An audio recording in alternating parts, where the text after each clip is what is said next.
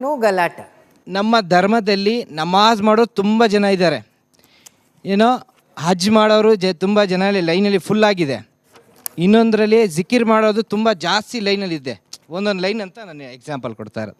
ಆ ಲೈನು ಜಿಕಿರ್ ಮಾಡೋರು ತುಂಬ ಲೈನಲ್ಲಿದ್ದಾರೆ.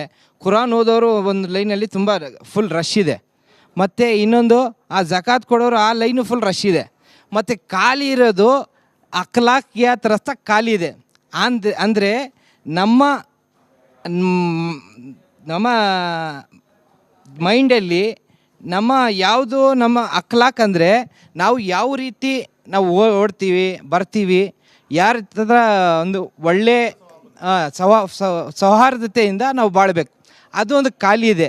ಅದರಲ್ಲಿ ಹೋದರೆ ತುಂಬ ಬೇಗ ನಾವು ಹೋಗ್ಬಿಡ್ತೀವಿ ಅಂತ ನಮ್ಮ ಎಕ್ಸಾಂಪಲ್ ಕೊಡ್ತಾ ಇರೋದು.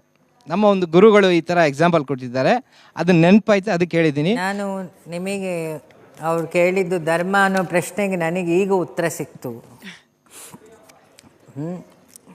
ಜನ್ಮತಃ ಶೂದ್ರೋ ಸಂಸ್ಕಾರೇನ ಬ್ರಾಹ್ಮಣ ಅಂತ.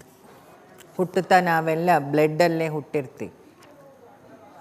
ನಮ್ಮನ್ನು ವಾಶ್ ಮಾಡ್ತಾರೆ. ನಿಮ್ಮಲ್ಲಿ ಜಮ್ ಇದೆ, ನಮ್ಮಲ್ಲಿ ಗಂಗೆ ಇದೆ, ಕ್ರಿಶ್ಚಿಯಾನಿಟಿಯಲ್ಲಿ ಬ್ಯಾಪ್ಟೈಸ್ ಇದೆ, ನಾಳೆ ಹೊಸ ಹುಡುಗರ ತೀರ್ಥಸ್ನಾನ ಬೇರೆ ಇದೆ, ಅದಿರಲಿ, ಅದನ್ನು ಬಿಡುವ. ಅದು ಒಂದು ತೀರ್ಥಸ್ನಾನ.